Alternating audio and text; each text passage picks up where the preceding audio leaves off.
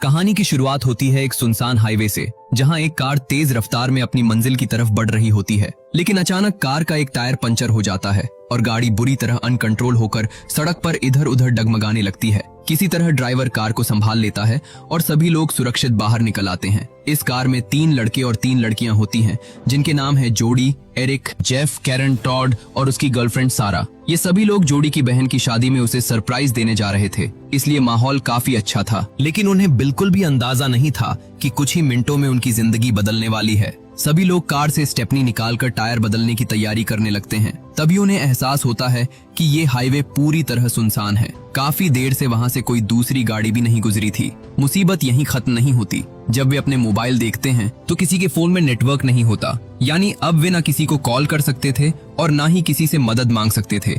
इसी बीच Jeff tyre बदलने में लगा होता है, जबकि बाकी लोग धूप से बचने के लिए कार की दूसरी तरफ खड़े हो जाते हैं। वहीं एरिक थोड़ी दूर जंगल की तरफ टॉयलेट करने चला जाता है। टायर बदलते समय जेफ की नजर एक अजीब चीज पर पड़ती है। उसे टायर के अंदर एक गोली फंसी हुई मिलती है। इसका मतलब साफ था कि टायर अपने आप पंचर नहीं हुआ था, बल्कि किसी ने उस पर गोली चलाई थी। लेकिन जेफ इसे ज्यादा गंभीरता से नहीं लेता, क्योंकि आसपास कोई दिखाई ही नहीं दे रहा था। उधर टॉड देखता है कि स्टेपनी का पुराना टायर सड़क पर लुढ़कता हुआ आगे निकल गया है। वो बिना देर किए उसके पीछे दौड़ पड़ता है। उसी समय सारा जेफ के पास आती है, लेकिन अगले ही पल उसके पैरों तले जमीन खिसक जाती है। किसी अज्ञात शूटर ने जेफ के सिर पर गोली मार दी थी। उसका सिर बुरी तरह क्षतिग्रस्त हो चुका था। सारा कुछ समझ पाती उससे पहले एक गोली सीधा उसकी आंख पर आकर लगती है। अगले ही पल दूसरी गोली उसकी दूसरी आंख पर लगती है और वो भी वहीं ढेर हो जाती है। ये सब देखकर बाकी लोग घबरा जाते हैं और तुरंत कार के पीछे छिप जाते हैं। अब उन्हें समझ में आ चुका था कि कोई दूर बैठकर उन्हें निशाना बना रहा है। लेकिन टॉड कार तक पहुंच ही रहा होता है कि तभी एक गोली उसके कंधे में लग जाती है। वह घायल होकर किसी तरह कार के पीछे पहुंच जाता है। उधर एरिक भी अपने दोस्तों की तरफ लौटने की कोशिश करता है, लेकिन गोलियों की आवाज सुनते ही वो रास्ते में एक पेड़ के पीछे छिप जाता है। दूर बैठा शूटर अब एरिक पर भी निशाना साधता है। हालांकि पेड़ की वजह से गोली उसे नहीं लगती। इसके बाद शूटर कार के पीछे छिपे बाकी लोगों पर भी लगातार गोलियां चलाता है, लेकिन फिलहाल वे तीनों सुरक्षित रहते हैं। अब सभी लोग समझ चुके थे कि वे बहुत बड़ी मुसीबत में फंस चुके हैं। उनके पास फोन तो थे, लेकिन बिना नेटवर्क के वे पूरी तरह दुनिया से कट चुके थे। टॉड एक तरकीब सोचता है। वो अपना मोबाइल सेल्फी स्टिक पर बांधकर ऊपर उठाता है ताकि शायद कहीं नेटवर्क मिल जाए। लेकिन जैसे ही मोबाइल ऊपर जाता है, शूटर उसी पर गोली चला देता है। मोबाइल हवा में ही टूटकर नीचे गिर जाता है। अब सबकी आखिरी उम्मीद भी खत्म हो जाती है। किसी को समझ नहीं आ रहा था कि आखिर ये शूटर कौन है और बिना किसी वजह के उन्हें क्यों मार रहा है। इसी बीच टॉड कहता है कि अगर वे यहीं बैठे रहे तो एक एक करके सब मारे जाएंगे, इसलिए उन्हें किसी तरह इस जगह से निकलना होगा। लेकिन सबसे बड़ी समस्या ये थी कि शूटर का निशाना बिल्कुल सटीक था। जो भी उसकी रेंज में आता वो बच नहीं पाता।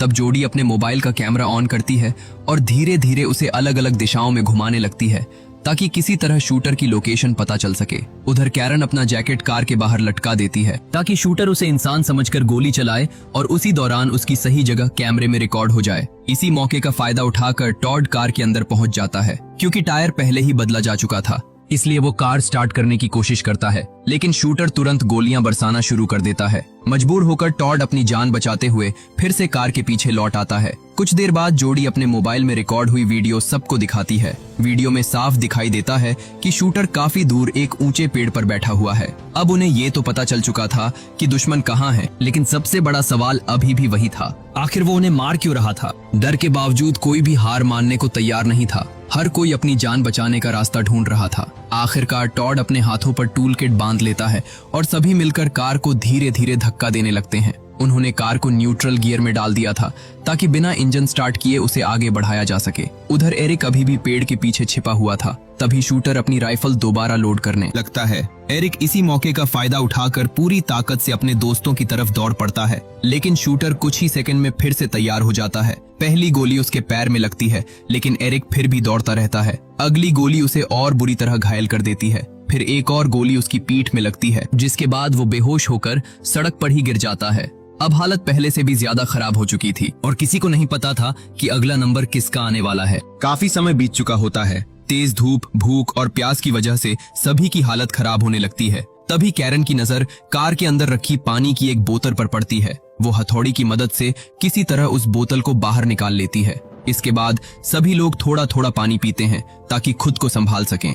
वे लोग वही बोतल एरिक की तरफ भी फेंकते हैं जिसे अब होश आ चुका था। लेकिन जैसे ही एरिक पानी पीने लगता है, पेड़ पर बैठा शूटर उसके हाथ पर गोली मार देता है। गोली लगते ही पानी की बोतल दूर जा गिरती है और एरिक दर्द से तड़पने लगता है। उसकी हालत अब पहले से भी ज्यादा खराब हो चुकी थी। उधर टॉड पूरी तरह टूट चुका था। उसकी आंखों के सामने उसकी गर्लफ्रेंड सारा की लाश पड़ी थी।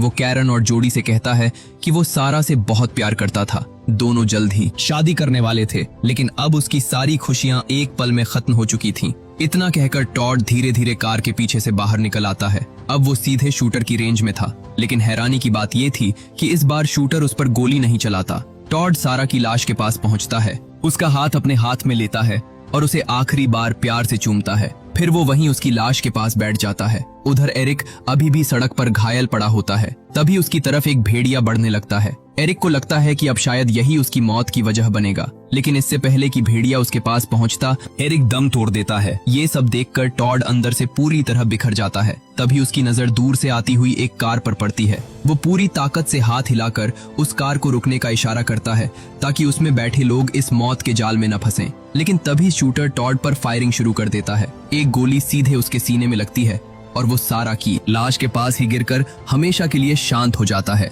उसी समय वो कार वहां पहुंच जाती है। उसके अंदर एक छोटा सा परिवार होता है जिसमें पति, पत्नी और उनकी एक बेटी शामिल थी। कार चला रही महिला सड़क पर बिखरी लाशों को देखकर घबरा जाती है और अपने पति को जगाने की कोशिश करती है, लेकिन इससे पहले कि वे कुछ समझ पाते, शूटर उस महिला पर गोली चला देता है। गोली लगते ही कार अनकंट्रोल होकर पलट जाती है। हादसे में परिवार के तीनों लोग बुरी तरह घायल हो जाते हैं। किसी तरह महिला कार से बाहर निकलती है और अपने पति व बेटी को बचाने की कोशिश करती है। कैरन और जोडी उसे बार बार आवाज देकर कार के पीछे छिपने के लिए कहते हैं ताकि शूटर उसे देख न सके। अगले ही पल शूटर उसे भी गोली मार देता है। अब उसका पति किसी तरह कार से बाहर निकलता है। जोडी और कैरन उसे भी कार के पीछे आने के लिए कहते हैं और इस बार वो उनकी बात मान लेता है। दोनों लड़कियां उससे तुरंत पुलिस को कॉल करने के लिए कहती हैं। वो जैसे ही मदद के लिए फोन मिलाता है, शूटर कार के डीजल टैंक पर गोली चला देता है। अगले ही पल कार में जोरदार धमाका होता है। विस्फोट इतना भयानक था कि वो आदमी वहीं मारा जाता है। कुछ दूरी पर उनकी छोटी बेटी घायल अवस्था में पड़ी होती है। उसे होश आता है, लेकिन वो मासूम बच्ची भी उस बेरहम शूटर की नजर से नहीं बच पाती। वो उसे भी गोली मारकर हमेशा के लिए खामोश कर देता है। ये सब अपनी आंखों के सामने देखकर जोडी और कैरन पूरी तरह टूट जाती हैं। अब उन्हें भी लगने लगता है कि शायद वे दोनों भी यहाँ से जिंदा नहीं निकल पाएंगी, लेकिन कैरन अभी भी हार मानने को तैयार नहीं होती। वो जोडी से कहती है कि उन्हें रात होने का इंतजार करना चाहिए, क्योंकि अंधेरा ही उनका सबसे बड़ा सहारा बन सकता है। दोनों मिलकर एक योजना बनाती हैं और तय करती हैं कि जैसे ही अंधेरा होगा वे यहाँ से निकलने की कोशिश करेंगी। कुछ समय बाद रात हो जाती है। कैरन कार का एक टायर निकालती है और उसके अंदर की ट्यूब बाहर निकाल लेती है। इसके बाद वो उसी ट्यूब में आग लगा देती है। देखते ही देखते चारों तरफ घना धुआं फैल जाता है। पेड़ पर बैठा शूटर अब कुछ भी साफ नहीं देख पा रहा था। यही मौका था जिसका दोनों लड़कियां इंतजार कर रही थीं। लेकिन तभी दूर से उन्हें एक पुलिस का ट्रक अपनी तरफ आता हुआ दिखाई देता है। उस ट्रक में 2 पुलिस ऑफिसर और 2 स्नाइपर मौजूद होते हैं। उन्हें अभी तक सिर्फ इतना पता था कि यहाँ किसी ने कई लोगों पर हमला किया है। जैसे ही ट्रक करीब पहुंचता है, एक पुलिस ऑफिसर बैकअप बुलाने के लिए वायरलेस पर संपर्क करता है, लेकिन शूटर उसे भी नहीं छोड़ता। वो सीधे उसी ऑफिसर को गोली मार देता है। ऑफिसर के मारे जाते ही पुलिस का ट्रक अनकंट्रोल होकर आगे बढ़ने लगता है। इसी दौरान उसमें बैठा एक स्नाइपर नीचे गिर जाता है। पेड़ पर बैठा शूटर तुरंत उसे भी निशाना बनाकर खत्म कर देता है। अब हालात पहले से भी ज्यादा खतरनाक हो चुके थे। ये सब अपनी आंखों के सामने देखकर कैरन समझ जाती है कि अगर वे यही रुकी रहीं तो उनका बचना नामुमकिन है। वो जोडी से कहती है कि किसी भी तरह जंगल की तरफ भागना होगा, क्योंकि खुली सड़क पर रहना मौत को बुलाने जैसा है। लेकिन जोडी डर के मारे बिल्कुल हिम्मत खो चुकी होती है। उसे यकीन हो चुका था कि वो शूटर उन्हें कहीं भी जाने नहीं देगा। आखिरकार कैरन अकेले ही जंगल की तरफ दौड़ पड़ती है, लेकिन वो ज्यादा दूर नहीं पहुंच पाती। अगले ही पल पेड़ पर बैठा शूटर उसे भी गोली मार देता है और कैरन वहीं गिर जाती है। अब जोडी बिल्कुल अकेली रह जाती है। तभी पुलिस का ट्रक धीरे धीरे उसकी तरफ आकर रुकता है। वो बिना समय गंवाए भागकर ट्रक तक पहुंच जाती है। ट्रक के अंदर अभी भी 2 पुलिस ऑफिसर मौजूद थे। जोडी घबराई हुई आवाज में उन्हें बताती है कि एक स्नाइपर पेड़ के ऊपर छिपा हुआ है और अब तक कई लोगों की जान ले चुका है। वो उनसे कहती है कि यहाँ से तुरंत निकलना होगा, लेकिन दोनों पुलिस ऑफिसर वहाँ से भागने के बजाय उस शूटर को खत्म करने का फैसला करते हैं। वे पेड़ों की तरफ लगातार फायरिंग शुरू कर देते हैं, लेकिन उन्हें ये पता ही नहीं होता कि शूटर पेड़ के किस हिस्से में छिपा बैठा है। दूसरी तरफ शूटर पूरी शांति के साथ अपना निशाना लगाता है। कुछ ही सेकंड में वो एक एक करके दोनों पुलिस ऑफिसर्स को भी गोली मार देता है। अपने सामने पुलिस वालों को मरते देखकर जोड़ी पूरी तरह डर जाती है। अब उस सुनसान हाईवे पर सिर्फ वही अकेली जिंदा बची थी, लेकिन इस बार वो हार नहीं मानती। वो तुरंत पुलिस ट्रक में बैठती है और वहां से निकलने की कोशिश करती है। जैसे ही ट्रक आगे बढ़ता है, शूटर उस पर लगातार गोलियां चलाने लगता है। इसी दौरान एक गोली जोड़ी के कंधे में आकर लगती है। गोली लगते ही ट्रक का संतुलन बिगड़ जाता है और वो सीधा उसी पेड़ से जा टकराता है जिसके ऊपर बैठकर शूटर सबको निशाना बना रहा था। जोरदार टक्कर से शूटर पेड़ से नीचे गिर पड़ता है। उसकी स्नाइपर राइफल उससे दूर जाकर गिर जाती है। जोड़ी तुरंत उस राइफल को उठा लेती है, लेकिन शूटर हार मानने वालों में से नहीं था। वो हाथ में चाकू लेकर जोड़ी की तरफ बढ़ने लगता है। उसे पूरा यकीन था कि जोड़ी इतनी डरी हुई है कि वो उस पर गोली नहीं चला पाएगी, लेकिन इस बार उसका अंदाजा गलत साबित होता है। जोड़ी बिना देर किए उसी राइफल से लगातार कई गोलियां चलाती है। गोलियां लगते ही शूटर जमीन पर गिर जाता है, लेकिन जोड़ी का गुस्सा अभी भी शांत नहीं हुआ था। उसने अपनी आंखों के सामने अपने सभी दोस्तों और कई मासूम लोगों को मरते देखा था। वो राइफल को उल्टा पकड़कर बार बार शूटर पर वार करने लगती है। तभी अचानक गलती से राइफल का ट्रिगर दब जाता है। राइफल से निकली गोली सीधा जोड़ी के गले में जाकर लगती है। वो वहीं सड़क पर गिर जाती है और कुछ ही पलों में उसकी भी मौत हो जाती है। इस तरह उस सुनसान हाईवे पर कोई भी जिंदा नहीं बचता। आखिर में ये साफ हो जाता है कि वो शूटर एक सनकी और सीरियल किलर था, जो बिना किसी वजह के लोगों को अपना शिकार बना रहा था। लेकिन अंत में उसकी मौत भी उसी हाईवे पर हो जाती है जहां उसने इतने बेगुनाह लोगों की जान ली थी। इसी के साथ ये फिल्म और इसकी कहानी यहीं खत्म हो जाती है। अगर आपको इस फिल्म की कहानी पसंद आई हो तो वीडियो को लाइक जरूर करें। अगर आप पहली बार हमारे चैनल पर आए हैं तो सब्सक्राइब करके बेल आइकन भी दबा दीजिए, ताकि ऐसी ही शानदार मूवी एक्सप्लेनेशन सबसे पहले आपको मिलती रहे। और कमेंट करके जरूर बताइए, अगर आप जोड़ी की जगह होते तो उस स्नाइपर से बचने के लिए क्या करते। मिलते हैं अगली रोमांचक कहानी के साथ। धन्यवाद।